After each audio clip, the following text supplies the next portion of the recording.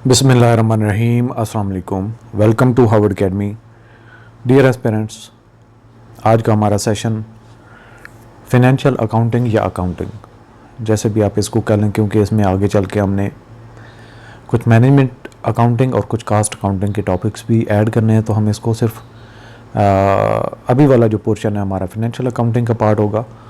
सो topic है हमारा, subject जो है ये है अकाउंटिंग, जैसे कि मैंने आपको पहले बताया। और आज का टॉपिक जिस पे हमने डिस्कशन करनी है वो है फिनेंशियल अकाउंटिंग कॉन्सेप्ट्स। अच्छा, किसी चीज़ का कॉन्सेप्ट जब तक आपको नहीं होता, किसी चीज़ का कॉन्सेप्ट क्लियर नहीं होता, तो आपको उस चीज़ की आगे बेस नहीं बन सकती, प्रैक्टिकली आप कर नहीं सकते। अक्सर स्टूडेंट्स से भी बात होती है तो वो यही कहते हैं कि हमारे फ़लाँ टीचर जो हैं वो अच्छे थे क्योंकि उन्होंने हमारा कॉन्सेप्ट क्लियर कर दिया था। कॉन्सेप्ट क्लियर करने से मुराद ये है कि वो चीज़ हकीकत क्या है, बेस क्या है, किस बेस पे वो काम करती है। उन्हीं उसूलों को जब समझ लिया जाता है तो वो टॉपिक, वो जो भी चीज़ होती है उसकी अंडरस्टैंडिंग आ जाती है। अच्छा, फिनेंशियल अकाउंटिंग, सिर्फ अगर हम अकाउंटिंग की बात करें फिर उसके बाद फिनेंशियल अकाउंटिंग की बात कर लें, कॉन्सेप्ट की मैंने थोड़ा सा आपको आइडिया दे दिया।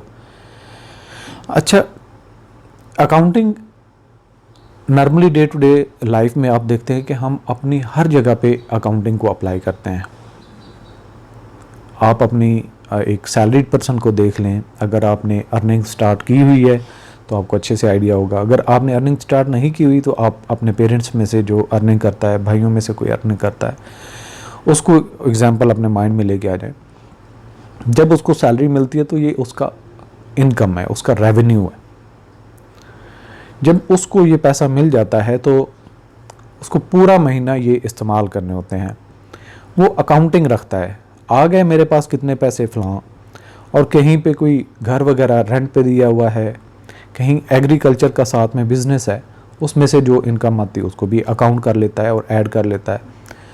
और फिर जो जो खर्चे होते हैं, बच्चों की फ़ीस होती है, बहन भाइयों के खर्चे होते हैं, खाने पीने की चीज़ें होती हैं, ग्रॉसरीज वगैरह, वो सारी चीज़ों को रिड्यूस करना होता है, उसमें से लेस करना होता है, माइनस करना होता है। तो एक साइड पे आपकी इनकम होती है, दूसरी साइड पे आपके खर्चे होते हैं। तो आप महीने के एंड पे जाके देखते हैं कि आया आपके खर्चे अगर बढ़ जाएं तो आप डेफिसिट में चले जाते हैं, आपको लोन लेना पड़ता है अपने खर्चे पूरे करने के लिए, यानी अपने खर्चों को इक्वल करने के लिए। अगर आपकी खर्चे कम हों और इनकम बढ़ जाए तो आपकी वो सेविंग आ जाती है। सो ये अकाउंटिंग है। अब ये एक इंडिविजुअल की अकाउंटिंग है। इसी तरह एक घर के अंदर 5 अफराद हैं, उनमें से 3 अर्निंग करते हैं, खर्चे जितने भी हैं उनको आप अगर ऐड करते हैं तो उसकी भी अकाउंटिंग है। इसी तरह से एक घर के साथ साथ आप आगे चलते जाएं तो पूरे मुल्क पे यही सिस्टम चल रहा होता है। और इसको अगर हम स्पेसिफाई करें तो किसी एक ऑर्गेनाइजेशन के साथ उसकी भी अकाउंटिंग होती है। तो अकाउंटिंग का 2 एरियाज आ जाते हैं, एक फिनेंशियल अकाउंटिंग है, एक कास्ट मैनेजमेंट अकाउंटिंग है। सो पैसा तो हर जगह पे इन्वॉल्व होता है, लेकिन हम जब फिनेंशियली ट्रांजैक्शंस को ही अकाउंट फॉर करते हैं तो ये फिनेंशियल अकाउंटिंग बन जाती है। अब फिनेंशियल अकाउंटिंग हमें, चूँकि एक कॉम्प्लिकेटेड सिस्टम हो जाता है, जब एक ऑर्गेनाइजेशन की बात आती है उसमें 1 2 3 4 5 यानी मल्टीपल ट्रांजैक्शन जो है वो हर मिनट में हो रही होती हैं। जब आप इनकी हर ट्रांजैक्शन को मेंटेन करते हैं, घर का जो मामलात होते हैं वो दिन में 1-2 ट्रांजैक्शन होती हैं, हम उसको आसानी से काउंट कर लेते हैं। लेकिन जब आप बिज़नेस की बात करते हैं तो जितनी मल्टीनेशनल कंपनीज या बड़ी बड़ी कंपनीज आएंगी उनके उतने ही खर्चे और ट्रांजैक्शन बढ़ती हैं, तो आपको अकाउंटिंग करनी पड़ती है उनकी। लेकिन ये अकाउंटिंग कुछ कंसेप्ट की बेसिस पे चल रही होती है, उन कंसेप्ट की बेसिस पे ही हम अकाउंटिंग को लेके चलते हैं। अगर वो कॉन्सेप्ट से बाहर कोई चीज़ हो, लेट्स सपोज एक कंपनी है, ऑर्गेनाइजेशन है, उसने अपना बड़ा स्विमिंग पूल फ्रेश पानी के साथ मेंटेन किया हुआ है और उसके ऊपर खर्चे नहीं कर रहे। अब लुक उसकी जितनी भी प्यारी हो तो उसका कोई जो है वो, इसको हम अकाउंटिंग में नहीं लेके आते। इसी तरह से उसने कोई लॉन वगैरह मेंटेन किया हुआ है, या एक सीनरी उसकी बड़ी प्यारी बनती है, या किसी ऐसी लोकेशन पे बनती है जिससे उसकी एक अट्रैक्शन बनती है, इसकी अकाउंटिंग में कोई एरिया नहीं, क्योंकि कंसेप्ट में वो चीज़ आती नहीं है। इसी तरह से एक जो मैनेजर है वो बहुत ईमानदार हायर किया जाता है, लेकिन उसकी ईमानदारी को हम अकाउंटिंग में नहीं लेके आते। सो ऐसी चीज़ें जो इसके कॉन्सेप्ट से बाहर होती है वो उसको हम अकाउंटिंग में कंसीडर नहीं करते, और इन कॉन्सेप्ट का अंडरस्टैंड करना बहुत ज़रूरी होता है जब आप फाइनेंशियल अकाउंटिंग की ऊपर प्रैक्टिकली एप्लीकेशन कर रहे होते हैं। अच्छा, इंट्रोडक्शन जी। Financial accounting is a branch of accounting that focuses on systematic. अच्छा, यहाँ पे डेफिनेशन आ जाती है अकाउंटिंग की कि सिस्टमैटिक रिकॉर्डिंग, यानी सिस्टमैटिक रिकॉर्डिंग का मतलब जब आपकी तनख्वाह आई, उसको मैं सादा एग्जांपल से करता हूँ। सिस्टमैटिक रिकॉर्डिंग यही कि जब आपने उसको स्टार्ट किया, जब आपको सैलरी आई, उसके खर्चे आए, तो एक सिस्टमैटिक आप रिकॉर्ड करते हैं। इसी तरह जब बिज़नेस के अंदर आते हैं तो एक ऑर्गेनाइजेशन को जब आप बनाते हैं तो उसके खर्चे शुरू हो जाते हैं, फिर उसके ऑपरेशन स्टार्ट होते हैं तो आप कि प्रोडक्शन की कास्ट आना शुरू हो जाती है, और जब आप उसको सेल करते हैं तो रेवेन्यूज़ आपके आना शुरू हो जाते हैं। सो ये एक सिस्टमैटिक तरीके से जो खर्चे हो रहे थे उनको रिकॉर्ड करना है, फिर उनको सम करना है, जमा करना है कि कितने हुए एक महीने के बाद, एक साल के बाद, जो आपका अकाउंटिंग पीरियड है। एंड रिपोर्टिंग फाइनेंशियल ट्रांजैक्शन, जितनी भी आपकी डेली बेसिस पे ट्रांजैक्शन होती रही उन टोटल को सम अप करना है, फिर आपने उस बिज़नेस के बारे में बताना है कि इसने इतना कारकर्दगी दिखाई बिजनेस ने। The primary purpose of is to provide useful information to the external stakeholder. इसका मकसद क्या है कि जो एक्सटर्नल स्टेक होल्डर्स हैं उनको यूजफुल इंफॉर्मेशन दे। एक्सटर्नल और इंटरनल स्टेक होल्डर्स क्या होते हैं, इनको भी आगे चल के हम बात करेंगे। यानी कि जो कनेक्टेड होते हैं ऑर्गेनाइजेशन के साथ, उनको हम स्टेक होल्डर्स कहते हैं, जिनके मफादात उस बिज़नेस के साथ जुड़े होते हैं। और जो उसके अंदर लोग होते हैं उनको इंटरनल स्टेक होल्डर, जैसे कि एम्प्लॉयज़ वगैरह, मैनेजमेंट होती है। एक्सटर्नल स्टेक होल्डर्स कैसे होते हैं, वो होते हैं इन्वेस्टर हो गए, क्रेडिटर्स हो गए, रेगुलेटर्स हो गए, आम लोग हो गए। सो ये उसके इंटरनल और एक्सटर्नल स्टेक होल्डर्स के साथ भी आपको थोड़ी अंडरस्टैंडिंग हो जाती है। This information is typically presented in financial statement. ये आपने इन्फॉर्मेशन जो है ये प्रेजेंटेड किस में करते हैं, फाइनेंशियल स्टेटमेंट में, including the balance sheet, income statement and cash flow statement, जो आपने स्टेक होल्डर्स को प्रोवाइड करनी होती है कि इस बिजनेस की कारकर्दगी क्या थी। तो ओवरऑल फाइनेंशियल अकाउंटिंग का पर्पज़ ये होता है कि एक बिजनेस की कारकर्दगी कि उसने कितनी कमाया, कितना लगाया और कहाँ पे वो खड़ी है, कैसे वो ऑपरेट कर रही है, ये सारी की सारी उसको फाइनेंशियली जब हम रिपोर्ट करते हैं, अकाउंट करते हैं, रिपोर्ट जो अपने स्टेक होल्डर उनको रिपोर्टिंग करते हैं, तो ये मकसद होता है फाइनेंशियल अकाउंटिंग का। और इसी के ऊपर अमल दरामद करते हुए ही आप बता सकते हैं कि ये प्रॉफिट में जा रही है, लॉस में जा रही है। तो फाइनेंशियल अकाउंटिंग के अलावा इसका हिसाब किताब लगाना या इसको सम अप करना पॉसिबल नहीं, इसलिए फाइनेंशियल अकाउंटिंग की इतने nitty gritty each and everything हम लर्न करते हैं, और इसी के लिए ही आज हम जो इसके कॉन्सेप्ट हैं उनके ऊपर फोकस किए हुए हैं। Fundamental concept of financial accounting, इसके कॉन्सेप्ट होना बहुत ज़रूरी है। सबसे पहले तो एक्रूअल बेसिस ऑफ अकाउंटिंग होती है। ये देखिए, एक्रूअल बेसिस ऑफ अकाउंटिंग का मतलब ये है कि एक एम्प्लॉय आ रहा है और पूरा महीना, यानी कि उसने सैलरी काम करना शुरू किया, 29 डेज़ उसके गुजर चुके हैं। अब 29 डेज़ तो सर्विस दे चुका है, 30 डेज़ जब पूरे होंगे तो उसको सैलरी मिल जाएगी। लेकिन अभी तक उसने, हम 29 डेज़ पे ही रुक जाएं और बिज़नेस को देखना चाहें कि इसने कितने खर्चे किए, तो 29 डेज़ के जितने उस एम्प्लॉय की सैलरी बनती है वो हम शामिल करेंगे, भले हमने उसको कुछ पे नहीं किया। जब पे करते हैं या कैश की बेसिस पे अकाउंटिंग होती है तो उसको कैश बेस्ड अकाउंटिंग कहते हैं। लेकिन जो सर्विसेज आपने ऑफ़र कर दी हैं, गुड्स आपने सप्लाई कर दी हैं, या कुछ सप्लाईज आपने रिसीव कर ली हैं, ये सर्विसेज आपने रिसीव कर ली हैं, पेमेंट उसकी की है या नहीं की, उसको जब हम अकाउंट फॉर करते हैं कि कितने की सर्विसेज हमने ऑफ़र की दूसरे क्लाइंट्स को, कंज्यूमर्स को, या गुड्स हमने प्रोवाइड की, पैसा मिला है नहीं मिला, तो हम उसको अकाउंटिंग में लेके आ जाते हैं, फाइनेंशियली उसकी ट्रांजैक्शन रिकॉर्ड कर लेते हैं, उसको कहते हैं एक्रूअल बेसिस ऑफ अकाउंटिंग। इसकी डेफिनेशन है, revenues and expenses are recognised when they are earned और इंकर्ड। पे करने की बात नहीं हुई, अर्नड या incurred, regardless of when cash transaction occur. Payment बाद में भी होती रहे, लेकिन जब आप उसको अर्न कर लिया, इंकर कर लिया, तो उसको आप रिकॉर्ड कर लेते हैं। इसकी सिग्निफिकेंस क्या है, provides a more accurate picture of the companies financial position and performance over a period. इससे क्या होता है कि आपको एक्चुअल पोजीशन का पता चल जाता है। अगर सिर्फ आप कैश बेसिस चीज़ों को लेकर चलें तो आपको एक्चुअल पिक्चर का पता नहीं चलता कि इसके मामलात क्या हैं, इसलिए एक्रूअल बेसिस ऑफ अकाउंटिंग को लेकर चलते हैं। इसके अलावा अगला जो कॉन्सेप्ट आता है गोइंग कंसर्न अजम्पशन। आप ये समझते हैं कि ये जो बिज़नेस हमने खड़ा किया है ये गोइंग कंसर्न है, ये चलता रहेगा, ये कोई 1 दिन के लिए, 2 दिन के लिए, 1 साल के लिए, 2 साल के लिए नहीं, आने वाले 5 साल के लिए नहीं, बल्कि ये हमेशा कायम दायम रहेगा, इसी बेसिस के पे ये चलता रहेगा। तब जाके आपके ये प्रिंसिपल अप्लाई होते हैं। तो जो भी बिजनेस होगा जिसकी फाइनेंशियल अकाउंटिंग आप लेके चलेंगे उसको आप गोइंग कंसर्न अजम्पशन के साथ लेके चलेंगे। ये भी एक फाइनेंशियल अकाउंटिंग का कॉन्सेप्ट है। Assume that business will continue to operate indefinitely and not go bankrupt और लिक्विडेट। ना तो उसको ख़त्म कर रहे हैं, ना ही वो बैंकक्रप्ट होने जा रही है। इससे क्या होता है, impacts assets valuations and depreciation methods under the assumption that assets will be used over their intended life span. इससे क्या होता है कि जो आप फाइनेंशियल अकाउंटिंग में इंफॉर्मेशन देते हैं, बैलेंस शीट बनाते हैं, उसमें जो एसेट्स की वैल्यूज़ पुट करते हैं वो आपकी एक्चुअल वैल्यूज़ रिप्रेजेंट करती हैं। अगर आप बिज़नेस को लिक्विडेट करने जा रहे हैं या बिज़नेस जो है वो बैंकक्रप्ट होने जा रहा है तो उनके एसेट्स की वो वैल्यू जो बैलेंस शीट में आप नॉर्मली लिखते हैं वो फिर नहीं रहती, क्योंकि फिर तो औने पौने दामों जब उनके ऑक्शंस होते हैं, आप उसको सेल करते हैं तो उसकी वो वैल्यू नहीं रहती। इसलिए फिनेंशियल अकाउंटिंग को एक्चुअली जो हम लिखते हैं वही उससे मतलब हो, वही उससे मुराद हो। इसके लिए किसी बिज़नेस का चलते रहना, उसका अपनी जगह पे कायम रहने का कंसेप्ट जो है ये भी ज़रूरी है।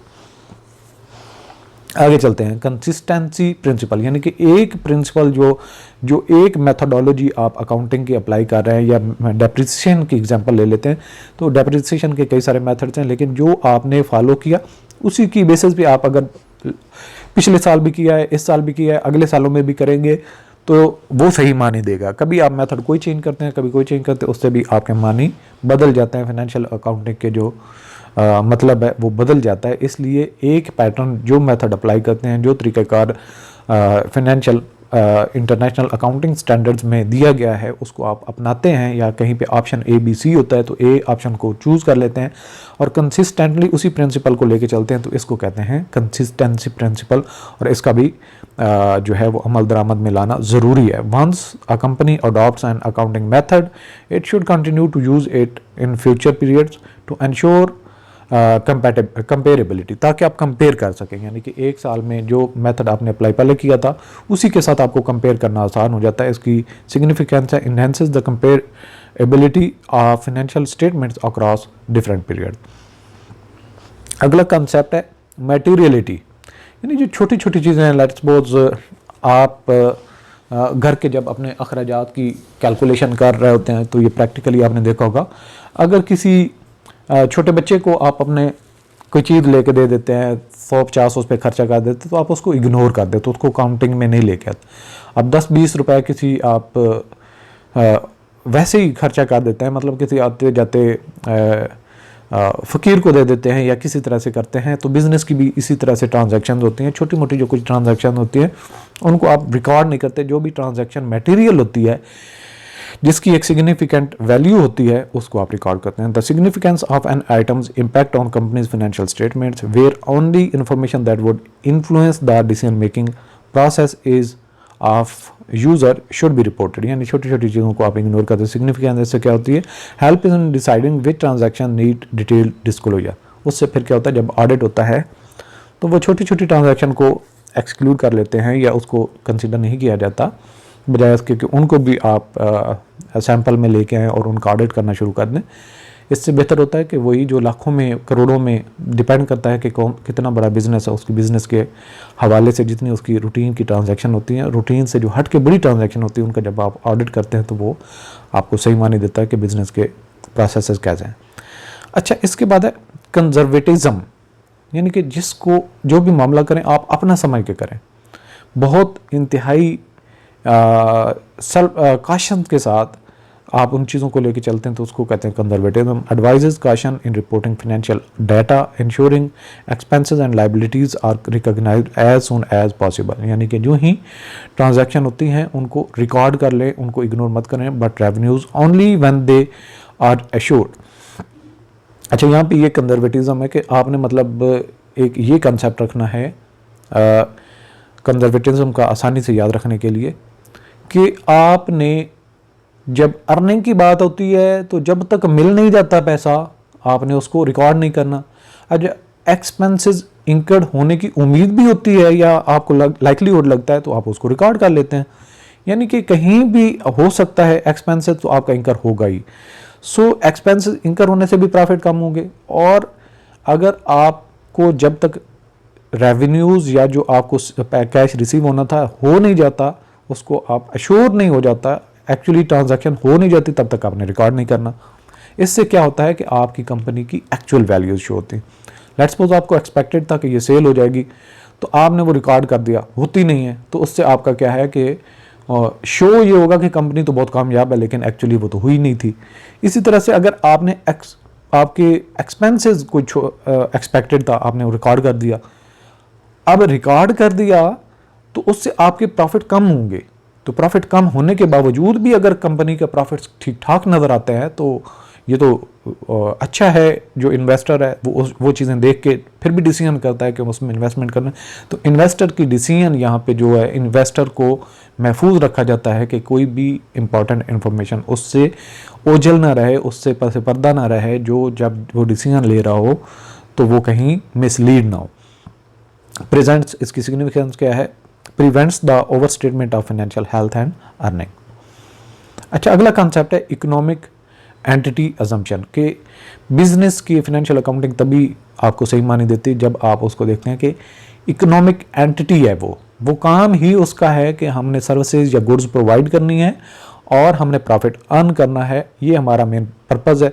इसकी बेसिस पे ही एक बिजनेस खड़ा होता है और उसके मामला चलते हैं। Assumes that the business is separate from its owner, यानी उसकी अपनी एक पहचान है, and other businesses and its financial record should reflect this separation, कि इकोनॉमिक एंटिटी जो है उसकी अपनी एक पहचान है, वो किसी इंडिविजुअल के एसेट्स उसमें इंक्लूडेड नहीं है, बल्कि उसके सिर्फ अपने ही बिजनेस की अपनी उसकी एक्टिविटीज़ उसमें शामिल हैं। अगर कोई उसका सेकंड बिजनेस है और उस नेचर से हट के है तो उसके मामलात को अलग रखा जाए। जिसकी आप फिनेंशियल अकाउंटिंग कर रहे हैं या जिसके बारे में आपका स्टेक होल्डर जानता है कि ये एक्टिविटी चल रही है, उस एक्टिविटी के रेलिवेंट ही डेटे को यूज़ करते हुए आप फिनेंशियल अकाउंटिंग की जो है वो कैलकुलेशंस करते हैं और इनकम स्टेटमेंट वगैरह बनाते हैं, बैलेंस शीट बनाते हैं। इसकी सिग्निफिकेंस क्या होती है? Ensure that business transactions are not mix with personal transaction of the owners, यानी कि उसकी या दो बिजनेसेस की या उसकी अपनी ज़ाती जो बिजनेस के फिनेंशियल मामलात हैं वो कहीं मिक्स नहीं होते, बल्कि उसकी सिर्फ और सिर्फ बिजनेस की ही रिफ्लेक्शन होती है। अच्छा, इसका अगला कॉन्सेप्ट है फिनेंशियल अकाउंटिंग का। ये जब भी हम फिनेंशियल अकाउंटिंग को लेकर चलते हैं तो जो चीज़ भी है, जो ट्रांजैक्शन भी है, वो मॉनेटरी यूनिट में उसकी अजम्पशन है, उसकी मॉनेटरी मेजरमेंट होती है।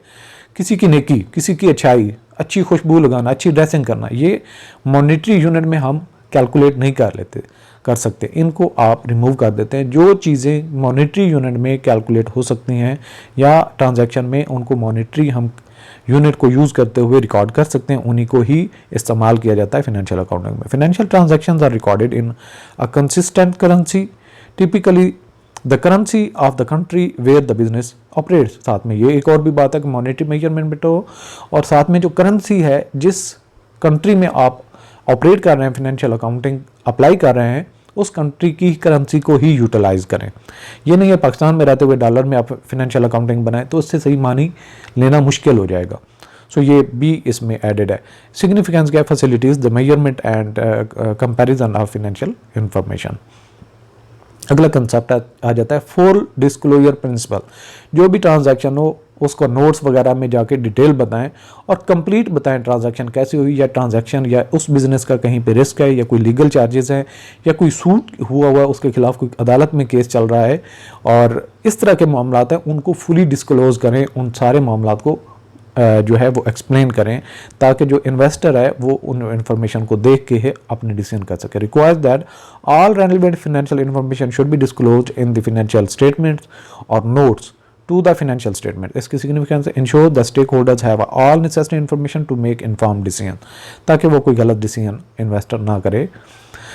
इसके बाद है रेवेन्यू रिकग्निशन प्रिंसिपल, यानी रेवेन्यू जब आपकी अर्निंग है, revenue should be recognised when it is earn and realise. जब हमने पहले कंजर्वेटिज्म के कंसेप्ट आई थी उसमें कुछ इसका पार्ट वहीं पे डिस्कस हो गया था कि जब रेवेन्यू एक्चुअली रियलाइज नहीं हो जाता उसको रिकॉर्ड मत करें, regardless of when cash is received. इसके regardless of when cash is received यानी कि जब आपने अर्न कर लिया उसको तब ही रियल यानी कि एंड रियलाइज, अर्न कर लिया और रियलाइज हो गया कि आपने ये सर्विसेज गुड्स वगैरह दे दी, भले आपका उधार हो गया, रिकॉर्ड तब आप कर लेंगे, लेकिन आपका सर्विसेज और गुड्स का मुहैया कर देना, उसका एक्सेप्ट कर लेना ये ज़रूरी है। इसकी सिग्निफिकेंस क्या है? Affects how and when revenue is reported ensuring it matches the with the period in which it was earn. इससे फिर आपका क्या होता है कि जिस पीरियड में आपकी सर्विसेज या गुड्स आपने प्रोवाइड की होती है, फाइनेंशियल ईयर 2023 का था, 2024 का था, 2025 का था, जो भी था उसके मुताबिक आपने वो आपकी शो करता हो बिजनेस की जो परफॉर्मेंस है। अच्छा जी, इसके बाद है matching principle. Expenses should be match with the revenue they have to generate in the same period. यहाँ पे सिंपल इसकी एग्जांपल ये है कि अगर आपने एक एसेट लिया और उसकी कीमत थी 5 लाख, मशीनरी ली थी और वो 5 साल ऑपरेट हो सकती है, 2023 में आपने ली थी, तो आपने 2023, 24, 25, 26, 27 तक वो इस्तेमाल होगी, क्यों 23 भी उसमें शामिल है, 24 भी है, 25 भी है, 26 भी है, 27 है, 5 साल तक इस्तेमाल होगी। तो ये जो उसकी डेप्रिसिएशन के खर्चे हैं वो 5 सालों पे डिवाइड करके 1 लाख हर साल को खर्चा आना चाहिए, बजाय इसके कि 2023 में आपने खरीदा और 5 लाख के खर्चे सारे डाल दें। जो 5 साल तक चलेगा उसका जो ड्यू शेयर बनता है उसी को उसके एक्सपेंसेस उस फाइनेंशियल स्टेटमेंट में डालें। अदरवाइज 5 लाख आप उस साल में तो डाल देंगे 2023 में, आगे कुछ भी नहीं डालते, हालांकि वो मशीन आप यूज़ करें। इसलिए जो चीज़ यूज़ हो रही है उसका जो खर्चे का हिस्सा है जिस फाइनेंशियल ईयर में आप इस्तेमाल कर रहे हैं उसमें डालें, ताकि आपके जो प्रॉफिट्स हैं वो एक्चुअल शो हों, कम या ज़्यादा ना शो हों। Expenses should be matched with the revenue they help to generate in the same period. इसकी significance ensure that income statements accurately reflect the true cost of generating revenue. अच्छा, ये थे financial accounting के principal. मैंने इनको बहुत आसानी के साथ रियल एग्जांपल के साथ आपको समझाने की कोशिश की है। फिर भी अगर कोई क्यूरी आपकी रहती है तो आप हमें कॉल कर सकते हैं। अब आपका टेस्ट है, इसी अंडरस्टैंडिंग की बेसिस पे लेट आप देख सकते हैं कि आपकी अंडरस्टैंडिंग इनमें से कितनी अच्छी थी, 10 में से कितने आप नंबर लेते हैं। क्वेश्चन नंबर 1 है, what is the primary purpose of financial accounting? To provide useful information to internal management. Option B, to systematically record and report financial transactions. Option C, to provide useful information to external stakeholders. Option D, to assist in tax preparation. Right option is C, to provide useful information to external stakeholders. Question number 2. Which financial statement provides a snapshot of a company's financial position at a specific point in time? ये बहुत question important है और अक्सर पूछा जाता है और इसको आपने याद रखना है। हालांकि ये जो आज हमने डिस्कशन की उसका ये हिस्सा नहीं है क्वेश्चन, लेकिन क्वेश्चन बहुत इंपॉर्टेंट है, तो इसको आपने हमेशा याद रखना है। ये आपकी जो है वो इनकम स्टेटमेंट ऑप्शन है, कैश फ्लो स्टेटमेंट है, statement of changes in equity है और बैलेंस शीट है। आपने इन ऑप्शन में से चूज़ करना है कि कौन सा ऑप्शन। मैं पहले बताने लगा था लेकिन मैं रुक गया। आपने खुद इसको सोचना है और एक दफ़ा याद रख लें कि ये एरिया जो है ये बैलेंस शीट है, जो एक स्पेसिफिक पॉइंट में आपकी जो कंपनी है, बिजनेस है, उसकी पोजीशन को बताता है। अगला आ जाता है question number 3। The accrual basis of accounting recognizes revenues and expenses when they are earned or incurred regardless of the cash transaction. Option B, paid or received in cash. C, budgeted. D, approved by the management. Right option is A, earned or incurred regardless of cash transaction. ये accrual basis of accounting की बात हो रही थी। Question number 4. The going concern assumption assumes that a business will liquidate within the next fiscal year, continue to operate indefinitely. C option, operate until the end of the current project. Option D, pay off all its liabilities immediately. Right option is B, continue to operate indefinitely. Question number 5. Which principle ensures the comparability of financial statements across different periods by maintaining consistent accounting method. दोबारा, when which principle ensures the comparability of financial statements across different period, यानी कि एक period एक साल था, अगला साल था, दूसरा साल था, वो कौन सा प्रिंसिपल है जिससे आप चीज़ों को कंपेयर कर सकते हैं bye maintaining consistent accounting methods. Materiality, full disclosure, consistency, conservatism, ये कौन सा कंसेप्ट है आपने इसमें चूज करना है. Right option is consistency. जो प्रिंसिपल आप चूज करें उसी के ऊपर ही मेथड उसको अप्लाई करें साल साल से. Question number 6, what does the materiality principle determine. Materiality principle का क्या मुराद है, इससे क्या डिटरमिन किया जाता है. ऑप्शन है A the specific date for revenue recognition, option B the necessity to disclose all financial information, option C the significance of an item's impact on financial statements, option D the level of caution in reporting financial data. Right option is C the significance of an item's impact on financial statements. Question number 7, which principle advises caution in reporting financial data to prevent overstatement of financial health. Right option आपने choose करना है full disclosure, conservatism, matching और economic entity. दोबारा से देख लें question को. Which principle advises caution in reporting financial data to prevent overstatement of financial health, जिस पे हमने फोकस किया था कि जब तक आप जो आपके रेवेन्यूज़ हैं वो आपको कंफर्म नहीं हो जाते, रियलाइज नहीं हो जाते, तो उसको आपने रिकॉर्ड नहीं करना. तो ये कौन सा कंसेप्ट था, conservatism. Question number 8, What does the economic entity assumption imply? Economic entity assumption से क्या मुराद है, कौन सा ये कंसेप्ट इससे मैच करता है. Business and personal transaction should be mixed. B option. The business is separate entity from its owners. Option C है financial transaction should be recorded in a consistent currency. Option D है all relevant financial information should be disclosed. So right option is B. The business is a separate entity from its owners. Question number 9, under the revenue recognition principle, when should revenue be recognized? Options है हमारे पास. When cash is received, when revenue is earned and realized, when the invoice is issued, when the customer places an order. Right option आपके लिए बहुत important है, concept अच्छा होगा तभी आप चूज कर सकें. ऑप्शन राइट है when revenue is earned and realized. Question number 10, according to the matching principle, expenses should be matched with expense के जो मैचिंग प्रिंसिपल है इसमें expenses should be matched with, expense किसके साथ मैच करेंगे. ऑप्शन है A the period when they are paid, option B the revenues they help to generate, option C the fiscal year end, option D the budgeted amounts. Right option is B the revenue they help to generate. जिसमें depreciation की example वगैरह मैंने दी थी, ये वो उसके relevant principal से मुतालिक क्वेश्चन है. अच्छा जी, यहाँ पे हमारा सेशन एंड होता है. आपने क्विज़ में से 10 में से 5 नंबर लिए, 6 लिए, 7 लिए, 8 लिए, 9 लिए, 10 लिए, जितने भी लिए. अगर अच्छे लिए होंगे तो आप कमेंट कर दें, अगर अच्छे नहीं लिए तो डेफिनेटली मैं कहूँ या ना कहूँ आपने कमेंट में नहीं बताना.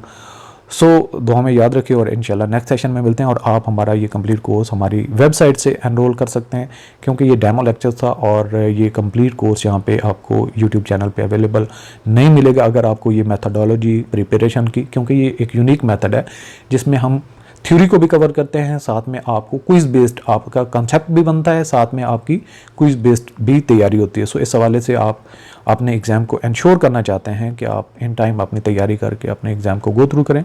सो आप ये अपॉर्चुनिटी को एक्चुअलाइज कर सकते हैं, रियलाइज़ कर सकते हैं. जिस तरह से फिनेंशियल अकाउंटिंग में हम कॉन्सेप्ट को समझ के चलते हैं तो अकाउंटिंग कर सकते हैं. इसी तरह से जब तक आप चीज़ों को, आपका सिलेबस जो है उसको सही तरीके से कॉन्सेप्ट लेके ग्रिप करके नहीं जाते एग्जाम में, तो आपका मेरिट में आना मुश्किल होता है. सो ये एक अपॉर्चुनिटी होती है, कौन कितनी अपनी अपॉर्चुनिटी पे इन्वेस्ट करके उससे फ़ायदा उठाता है ये आप पे डिपेंड करता है. अल्लाह हाफिज़.